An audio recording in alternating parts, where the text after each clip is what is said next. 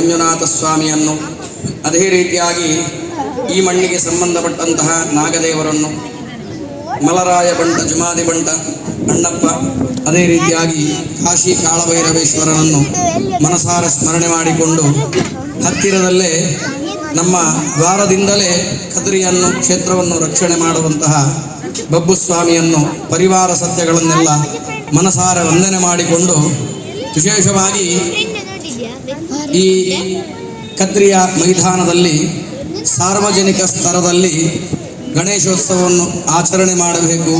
ವೈಭವೋಪೇತವಾದಂತಹ ಮೆರವಣಿಗೆಯನ್ನು ವಿಶೇಷವಾಗಿ ಭಕ್ತರ ಮುಂಭಾಗಕ್ಕೆ ತಂದು ತನ್ಮೂಲಕವಾಗಿ ಆ ಭಗವಂತನ ಶೋಭಾಯಾತ್ರೆಯನ್ನು ಮಾಡಿ ಅವನ ಚಂದದ ರೂಪವನ್ನು ಭಕ್ತರು ನೋಡಿಕೊಂಡು ಕಣ್ಮನ ಸೆಳೆಯುವಂತಹ ಆ ಸೇವಾದಿಗಳನ್ನೆಲ್ಲ ಅರ್ಪಣೆ ಮಾಡಿಕೊಂಡು ಆ ಸತ್ಕರ್ಮದ ಎಲ್ಲ ಪುಣ್ಯ ಭಾಗವನ್ನು ಭಕ್ತರಿಗೆ ದಾರಿ ಕೊಡಬೇಕು ಅನ್ನುವಂತಹ ವಿಶೇಷವಾದಂತಹ ಉದ್ದೇಶವನ್ನಿಟ್ಟುಕೊಂಡು ಧಾರ್ಮಿಕ ಮುಖಂಡರು, ರಾಜಕೀಯ ಮುಖಂಡರು, ಅದೇ ರೀತಿಯಾಗಿ ಊರಿನ ಪರವೂರಿನ ಭಗವದ್ಭಕ್ತರೆಲ್ಲ ಒಟ್ಟಾಗಿ ಸೇರಿಕೊಂಡು ವಿಶೇಷವಾಗಿ ಭಾದ್ರಪದ ಮಾಸದ ಶುಕ್ಲ ಚತುರ್ಥಿಯ ವಿಶೇಷವಾದಂತಹ ಪುಣ್ಯ ದಿನ ಕದರಿಕಾ ಚಾರಿಟೇಬಲ್ ಟ್ರಸ್ಟ್ ರಿಜಿಸ್ಟರ್ಡ್ ಮತ್ತು ಕದ್ರಿ ಕ್ರಿಕೆಟರ್ಸ್ ರಿಜಿಸ್ಟರ್ಡ್ ಇದರ ಜಂಟಿ ಸಹಭಾಗಿತ್ವದಲ್ಲಿ ಎಲ್ಲ ಭಕ್ತರನ್ನು ಉದ್ಧಾರ ಮಾಡಬೇಕು ಅನ್ನುವಂತಹ ಉದ್ದೇಶದಿಂದ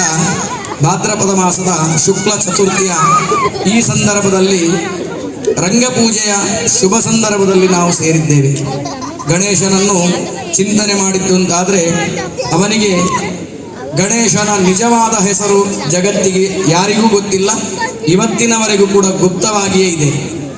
ಬೇರೆ ಬೇರೆ ಹೆಸರು ಹೇಳುವುದರಲ್ಲಿ ಗುಪ್ತನಾಮ ಅಂತ ಇದೆ, ಅದು ಈಶ್ವರ ಪಾರ್ವತಿಗೆ ಮಾತ್ರ ಗೊತ್ತು, ಅಲ್ಲದೆ ಬೇರೆ ಯಾರಿಗೂ ಗೊತ್ತಿಲ್ಲ ಇವತ್ತಿನವರೆಗೂ. ಹಾಗಾದರೆ ಅವನಿಗೆ ಇರುವಂಥ 1000 ಹೆಸರುಂಟು. ಆದರೆ ಎಲ್ಲ 1000 ಹೆಸರುಗಳು ಕೂಡ ಅವನ ಚರ್ಯೆಯಿಂದ, ಅವನ ರೂಪಲಕ್ಷಣದಿಂದ ಅವನಿಗೆ ಪ್ರಾಪ್ತಿಯಾಗಿದೆ. 2 ಹೆಸರನ್ನು ಉದಾಹರಣೆ ಹೇಳಬಹುದು. ಲಂಬೋದರ ಅಂತ ಅವನಿಗೆ ಹೆಸರು.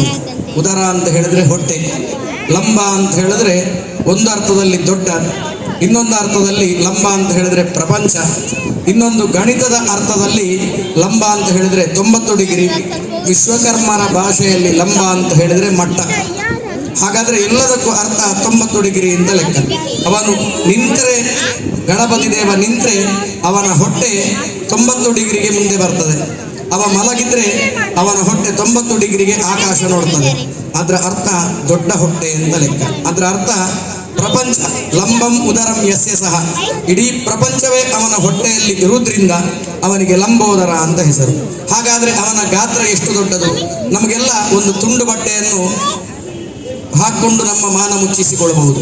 ಆದರೆ ಅವನ ಶರೀರ ಎಷ್ಟು ಅಗಾಧ ಅಂತ ಹೇಳಿದ್ರೆ ಜಗತ್ತಿನಲ್ಲಿ ಅವನಿಗೆ ಆಗುವಂತಹ ಉಡುಪೇ ಇಲ್ಲದೆ ಹೋಯಿತು, ಡ್ರೆಸ್ ಇಲ್ಲದೆ ಹೋಯಿತು. ಆಗ ಇಡೀ ಪ್ರಕೃತಿಯೇ ಅವನಿಗೆ ಉಡುಪಾಗಿ ಮಾರ್ಪಟ್ಟಿತು. ಅದಕ್ಕೆ ವಿಶ್ವಂ ಅಂಬರಂ ಯಸ್ಯ ಸಹ ವಿಶ್ವಂಬರ. ಅಂಬರ ಅಂತ ಹೇಳಿದ್ರೆ ಉಡುಪು, ವಿಶ್ವ ಅಂತ ಹೇಳಿದ್ರೆ ಜಗತ್ತು, ಜಗತ್ತೇ ಅವನಿಗೆ ಉಡುಪು ಅಂತೆ. ಆದ್ರಿಂದ ಅವನಿಗೆ ವಿಶ್ವಂಬರ ಅಂತ ಹೆಸರು. ಸಮೂಹದಲ್ಲಿ ಅವನಿಗೆ ಪ್ರೀತಿ, ಅವನನ್ನು ಒಬ್ಬನೇ ಪೂಜೆ ಮಾಡೋದಕ್ಕೆ ಬದಲು ಸಮೂಹದಲ್ಲಿ ಅವನಿಗೆ ಪ್ರೀತಿ. ಅದಕ್ಕೋಸ್ಕರ ವಿನಾಯಕ ಅಂತ ಅವನಿಗೆ ಹೆಸರು ಬಂತು. ಸಮೂಹದಲ್ಲಿ ನಾಯಕ, ವಿ ಅಂತ ಹೇಳಿದ್ರೆ ಸಮೂಹ, ನಾಯಕ ಅಂತ ಹೇಳಿದ್ರೆ ಅದರ ಒಡೆಯ ಅಂತ ಲೆಕ್ಕ, ನಾಥ ಅಂತ ಲೆಕ್ಕ. ಹಾಗಾದರೆ ಸಮೂಹದಲ್ಲಿ ಒಡೆಯನಾದ್ರಿಂದ ಅವನಿಗೆ ವಿನಾಯಕ ಅಂತ ಬಂದದ್ದು. ಒಂದು ದಂತ ಇರುವುದರಿಂದ ಅವನಿಗೆ ಏಕದಂತ ಅಂತ ಹೆಸರು ಬಂದದ್ದು. ಗಜವಕ್ರ, ವಕ್ರ ಅಂತ ಹೇಳಿದ್ರೆ ಮುಖ, ಆನೆಯ ಮುಖ ಇರುವುದರಿಂದ ಅವನಿಗೆ ಗಜವಕ್ರ ಅಂತ ಹೆಸರು ಬಂದದ್ದು. ಎಲ್ಲ ಶಿವಗಣಕ್ಕೆ ಅಧಿಪತಿ ಆದ್ರಿಂದ, ಎಲ್ಲ ಗಣಕ್ಕೆ ಅಧಿಪತಿ ಆದ್ರಿಂದ ಅವನಿಗೆ ಗಣಪತಿ ಅಂತ ಹೆಸರು. ಹಾಗಾದರೆ ಎಲ್ಲ ಹೆಸರು ಹೀಗೆ ಬಂದದ್ದು ಅವನಿಗೆ. ಹಾಗಾದರೆ ಅವನ ನಿಜ ಹೆಸರೇನು ಯಾರಿಗೂ ಗೊತ್ತಿಲ್ಲ. ಹಾಗಾದರೆ ಅಂತ ಗಣೇಶನನ್ನು ವಿಶೇಷವಾಗಿ ನಾವು ವಿಶೇಷವಾಗಿ ರಂಗಪೂಜೆಯನ್ನು ಅರ್ಪಿಸಿ ಅವನನ್ನು ಆರಾಧನೆ ಮಾಡಿದ್ದೇವೆ.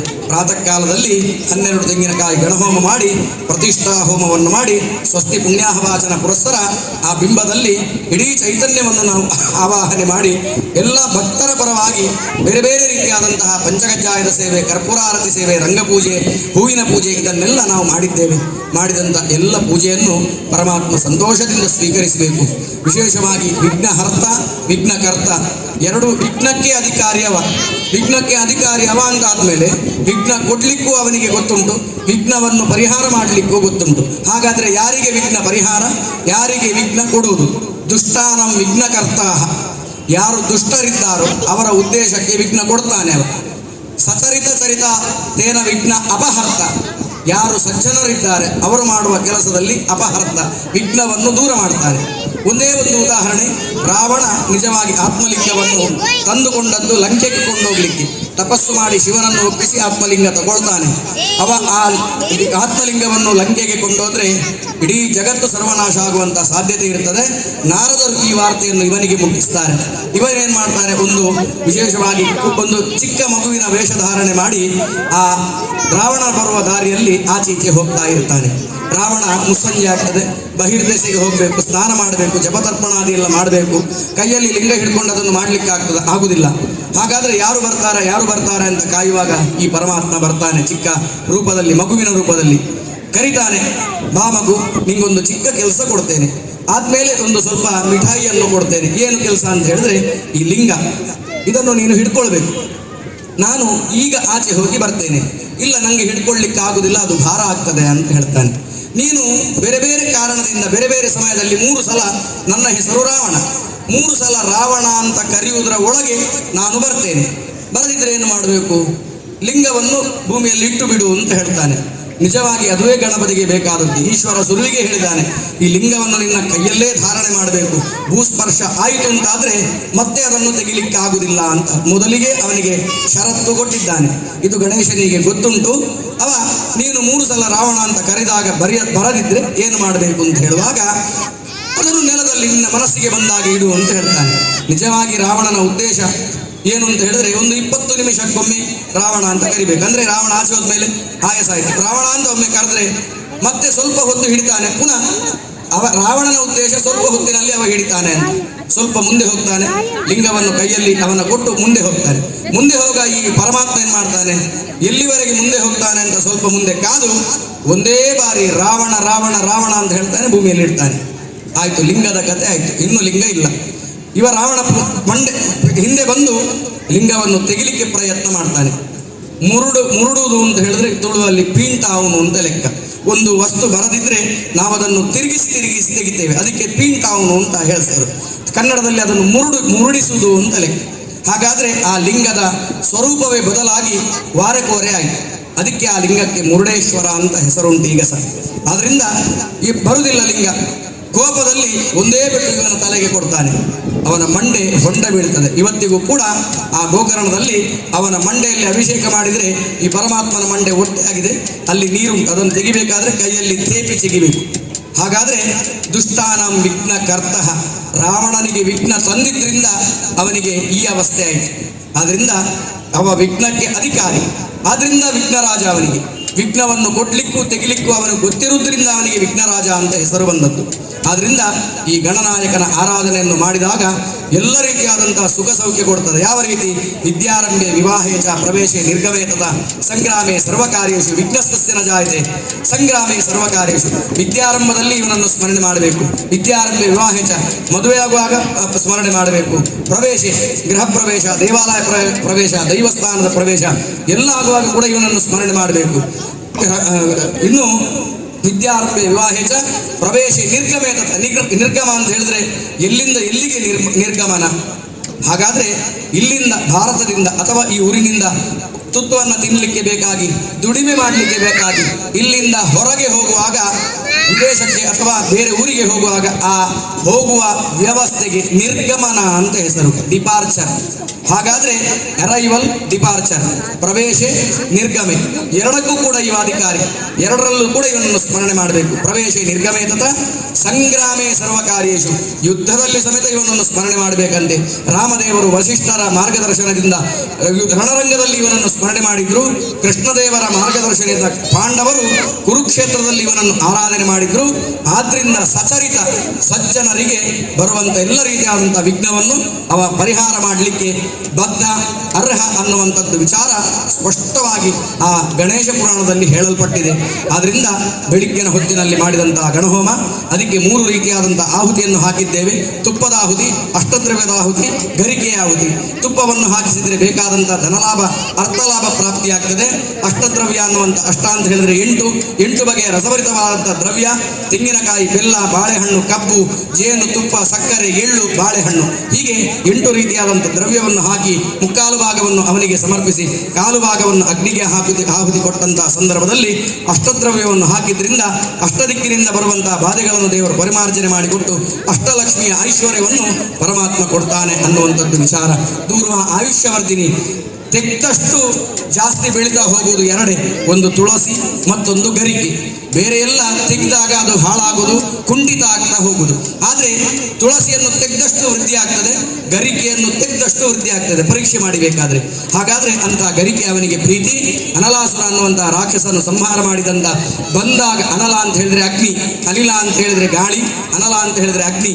ಅಗ್ನಿಗೆ ಸದೃಶನಾದಂತಹ ರಾಕ್ಷಸನನ್ನು ಸಂಹಾರ ಮಾಡಿದ್ರಿಂದ ಅವನಿಗೆ ಉರಿ ಬಂತು, ಅಗ್ನಿಯ ಬೇಗೆ ಬಂತು. ಎಲ್ಲರೂ ಪ್ರಯತ್ನ ಮಾಡ್ತಾರೆ, ಉರಿ ಕಮ್ಮಿ ಆಗುವುದಿಲ್ಲ. ನಮಗೆಲ್ಲ ಡಾಕ್ಟರ್ ಇದ್ದಾಗೆ ದೇವತೆಗಳಿಗೊಬ್ಬರ ಡಾಕ್ಟರ್ ಇದ್ದಾರೆ ಧನ್ವಂತರಿ, ನಮಗೆ ಇಂಜಿನಿಯರ್ ಇದ್ದಾಗೆ ದೇವತೆಗಳಿಗೆ ಇಂಜಿನಿಯರ್ ಇದ್ದಾರೆ ವಿಶ್ವಕರ್ಮರು. ಅದರಿಂದ ಅಂತ ಧನ್ವಂತರಿ ರೂಪಿ ಪರಮಾತ್ಮ ಆ ಗರಿಕೆ ಅನ್ನುವಂಥ ಹುಲ್ಲನ್ನು ಕಂಡಿಡಿದು ಇದರಲ್ಲಿ ಔಷಧೀಯ ಗುಣ ಉಂಟು ಅಂತ ಆ ದೇವಾದಿ ದೇವತೆಗಳಿಗೆ ಈಶ್ವರ ಪಾರ್ವತಿಗೆ ಹೇಳಿದಾಗ, ಈಶ್ವರ ಪಾರ್ವತಿ ಗರಿಕೆಯನ್ನು ಹಿಂಡಿ ಅದರ ರಸವನ್ನು ಅವನ ಶರೀರಕ್ಕೆ ಲೇಪನೆ ಮಾಡಿದ್ರಿಂದ ಅವನ ಉರಿ ಕಮ್ಮಿ ಆಯಿತು, ಬಿಸಿ ಕಮ್ಮಿ ಆಯಿತು, ತಂಪಾದಂಥ ಅನುಭವ ಆಯಿತು, ವೃದ್ಧಿ ಆಯಿತು. ಅದರಿಂದ ಅಂತಹ ಗರಿಕೆಯನ್ನು ನಾವು ಅವನಿಗೆ ಹಾಕಿದ್ರೆ ನಮ್ಮ ಉರಿ ಕಮ್ಮಿ ಆಗ್ತದೆ, ನಮ್ಮ ಕಷ್ಟ ಕಮ್ಮಿ ಆಗ್ತದೆ, ನಮ್ಮ ಬೇಗೆ ಕಮ್ಮಿ ಆಗ್ತದೆ ಅನ್ನುವಂತಹ ಸಂಕೇತವನ್ನು ಆ ಗರಿಕೆ ಹೇಳ್ತದೆ. ದೂರುವ ಆಯುಷ್ಯವರ್ಧಿನಿ ಏನು ಮಾಡ್ತದೆ, ಅದನ್ನು ಕಮ್ಮಿ ಮಾಡಿ ಆಯುಷ್ಯವರ್ಧಿನಿ, ಆಯುಷ್ಯವನ್ನು ವೃದ್ಧಿ ಮಾಡಿಸಿಕೊಡ್ತಾನೆ ಅಂತ ಶಾಸ್ತ್ರ ಹೇಳ್ತದೆ. ಅವನ ಮುಂಭಾಗದಲ್ಲಿ ಇಟ್ಟಂತಹ ಆ ವಿಶೇಷವಾದಂತಹ ನೈವೇದ್ಯ ಪೂಗಂ ಪುಷ್ಪಂ, ಅದರ ಮುಂಭಾಗದಲ್ಲಿ ಅಲಂಕಾರ ಮಾಡಿದಂತಹ ಹೂ, ಅದೇ ರೀತಿಯಾಗಿ ಅದರಲ್ಲಿ ಅಡಿಕೆ, ವೀಳ್ಯೆ, ಗರಿಕೆ, ಅಪೂಪ ಭಕ್ಷ, ಅವಲಕ್ಕಿಯ ಪಂಚಕಜ್ಜಾಯ, 2 ಕಡೆಯಲ್ಲಿ ದೀಪ, ಕಬ್ಬಿನ ರಸಮಾಲೆ, ಇದನ್ನೆಲ್ಲ ಇಟ್ಟು ಅವನ ಮುಂಭಾಗದಲ್ಲಿ ರಂಗಪೂಜೆಯನ್ನು ನೋಡಿ ಯಾರಾದವರು ಪ್ರಾರ್ಥನೆ ಮಾಡ್ತಾರೋ ಖಂಡಿತವಾಗಿಯೂ ಕೂಡ ಅವರಿಗೆ ಬೇಕಾದಂಥ ಆ ಅಭಿವೃದ್ಧಿಯನ್ನು ಪರಮಾತ್ಮ ಅನುಗ್ರಹ ಮಾಡ್ತಾನೆ ಅನ್ನುವಂಥದ್ದು ಗಣೇಶ ಪುರಾಣದಲ್ಲಿ ಇರುವಂತಹ ರಂಗಪೂಜೆಯ ಮಹತ್ವ. ಆದ್ದರಿಂದ ವಿಶೇಷವಾಗಿ ಆ ಕದರಿಕಾ ಚಾರಿಟೇಬಲ್ ಟ್ರಸ್ಟ್ ರಿಜಿಸ್ಟರ್ಡ್ ಮತ್ತು ಕದ್ರಿ ಕ್ರಿಕೆಟರ್ಸ್ ರಿಜಿಸ್ಟರ್ಡ್ ಇವರ ನೇತೃತ್ವದಲ್ಲಿ ಭಗವದ್ಭಕ್ತರನ್ನೆಲ್ಲ ಒಳಗೂಡಿಕೊಂಡು, ಅವರು ಒಬ್ಬರೇ ಅಂತಲ್ಲ ಎಲ್ಲರನ್ನೂ ಒಳಗೂಡಿಕೊಂಡು ಬೇಕಾದಂತಹ ಸಾಂಸ್ಕೃತಿಕ ಧಾರ್ಮಿಕ ಕಾರ್ಯಕ್ರಮದೊಂದಿಗೆ ಮಾಡಿದಂತಹ ಆರಾಧನೆಯನ್ನು ಪರಮಾತ್ಮ ಸಂತೋಷದಿಂದ ಸ್ವೀಕರಿಸಿ ಯಾವ ಯಾವ ಭಕ್ತರು ಈ ಸನ್ನಿಧಾನಕ್ಕೆ ಬಂದು ಕೈ ಮುಟ್ಟಿದ್ದಾರೋ ಎಲ್ಲರಿಗೂ ಕೂಡ ಭಗವಂತ ಅನುಗ್ರಹ ಮಾಡಲಿ. ಇದು ಆಟದ ಮೈದಾನ ಹೌದಾದರೂ ಕೂಡ ಇದು ಬಂಗಾರದ ಮಣ್ಣು, ಇದರಲ್ಲಿ ಎಲ್ಲ ದೇವರ ಅಧಿಷ್ಠಾನ ಇದೆ. ಶ್ರೀಕೃಷ್ಣ ಪರಮಾತ್ಮನ ಆರಾಧನೆ ಇಲ್ಲಿ ಆಗ್ತದೆ, ಗಣೇಶನ ಆರಾಧನೆ ಆಗ್ತದೆ, ಮಂಜುನಾಥ ದೇವರು ತಿರುಗಾಡುವಂತಹ ಜಾಗ, ಮಲರಾಯ ಇಲ್ಲಿಂದ ಭಂಡಾರ ಬರುವಂತಹ ಜಾಗ, ಆ ಕೋರ್ತಪ್ಪು ಇಲ್ಲಿ ದೃಷ್ಟಿ ಹಾಯಿಸುವಂತಹ ಜಾಗ, ಪುಣ್ಯದ ಮಣ್ಣು ಇದು ಖಂಡಿತವಾಗಿಯೂ. ಅದರಿಂದ ಯಾವ ಭಕ್ತರು ಇಲ್ಲಿ ಬಂದು ಆರಾಧನೆ ಮಾಡಿದ್ದಾರೋ ಎಲ್ಲರಿಗೂ ಕೂಡ ಭಗವಂತ ಆಯುರಾರೋಗ್ಯ ಕೊಡಲಿ, ಸರ್ವೇ ಜನ ಸುಖಿನೋ ಭವಂತು ಅನ್ನುವಂತಹ ಮಾತು ಸತ್ಯ ಆಗಲಿ. ಇದನ್ನು ಆಯೋಜನೆ ಮಾಡಿದಂತಹ ಎಲ್ಲರಿಗೂ ಕೂಡ ಭಗವಂತ ಇನ್ನಷ್ಟು ಶಕ್ತಿಯನ್ನು ಕೊಡಲಿ. ಯಾವುದೇ ಕಾರಣಕ್ಕೂ ಇನ್ನು ಮುಂದೆ ಈ ಕೆಲಸ ನಿಲ್ಲದೆ ನಿರಂತರವಾಗಿ ಈ ಗಣೇಶೋತ್ಸವವನ್ನು ಆಚರಣೆ ಮಾಡುವಂತಹ ಯೋಗವನ್ನು, ಭಾಗ್ಯವನ್ನು, ಸೌಭಾಗ್ಯವನ್ನು, ಶಕ್ತಿಯನ್ನು, ಭಕ್ತಿಯನ್ನು, ಸಾಮರ್ಥ್ಯವನ್ನು ಕೊಟ್ಟು ಇಷ್ಟು ಸತ್ಕರ್ಮವನ್ನು ಮಾಡಿದ್ರಿಂದ ಮಾತು ಬಿಡ ಮಂಜುನಾಥ ಅನ್ನುವಂಥ ಉಕ್ತಿಯನ್ನು ಭಗವಂತ ಮೆರೆಸಿಕೊಟ್ಟು ಎಲ್ಲ ಭಕ್ತರನ್ನು ಉದ್ಧರಿಸಿ ಅನುಗ್ರಹಿಸಿದ್ದು ಹೌದು ಅನ್ನುವಂತಹ ಅಮೃತ ವಾಕ್ಯದ ವಚನವನ್ನು ಭಕ್ತರ ನಾಲಿಗೆಯಲ್ಲಿ ಭರಿಸುವಂತೆ ಮಾಡುವ ಪೂರ್ಣ ಭಾರ ಪರಿವಾರ ಸಹಿತನಾದಂತಹ ಮಂಜುನಾಥ ಸ್ವಾಮಿಗೂ ನಾವೆಲ್ಲ ಆರಾಧನೆ ಮಾಡಿದಂತಹ ಆ ಮಹಾಗಣಪತಿ ದೇವರ ದಿವ್ಯ ಪಾದಾರವಿಂದಕ್ಕೆ ಸೇರಿದ್ದಾಗಿದೆ. ಗೋವಿಂದಾನಿ ಗೋವಿಂದ, ಗೋವಿಂದಾನಿ ಗೋವಿಂದ, ಗೋವಿಂದಾನಿ ಗೋವಿಂದ. ಒಂದೇ ಒಂದೇ ಒಂದೇ ಗೋವಿಂದ.